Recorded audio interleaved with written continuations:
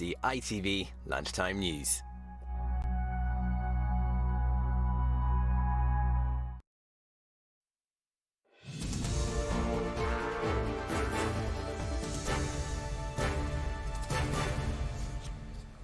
Good afternoon, I'm Sally Biddulph. A mass shooting at a supermarket in the United States, which left 10 people dead, is being investigated as a hate crime.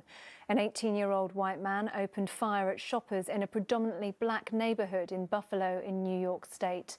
Officials have described the attack as pure evil and racially motivated. As James Dunham now reports, Peyton Gendron had appeared in court on multiple murder charges. I understand my charges.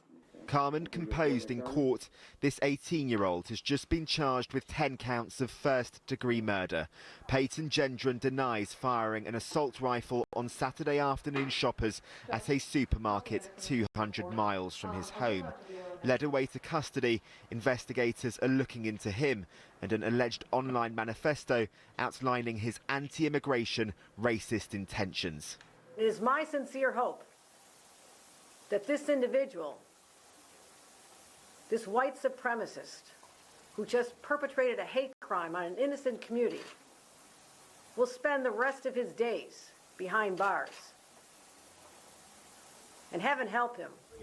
President Joe Biden described the Buffalo massacre as abhorrent to the very fabric of the nation. 11 of the 13 people shot here were African American. Having killed 3 people in the car park, the store's security guard died attempting to stop the rampage. A hero in our eyes, engaged the suspect, fired multiple shots, struck the suspect, but because he had heavily armored plating on, that bullet had no round.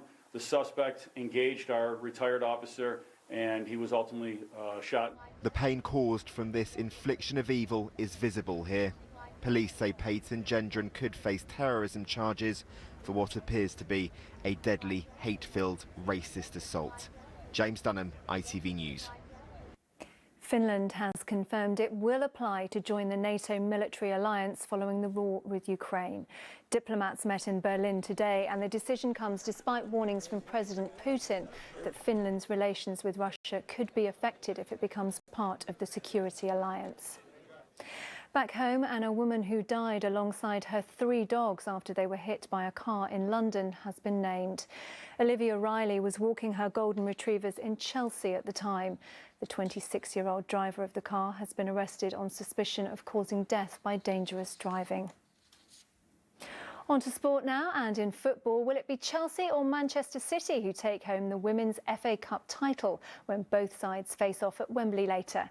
3 times winners and current title holders Chelsea are going for the double, having lifted the Women's Super League title last Sunday. Manchester City are aiming for their 4th FA Cup triumph. And finally, Eurovision favourites Ukraine won this year's competition after huge support from the public vote.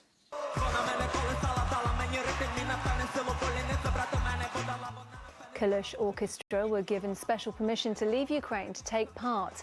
President Zelensky congratulated the group and said the country will do its best to host next year's contest. Britain's Sam Ryder, who'd been leading the competition for much of the night, topping the jury vote, took 2nd place after the public votes were counted. Well, that's it for now. Romilly Weeks will be here with the Tea Time News just before 6:30. Until then, have a lovely afternoon. Bye-bye.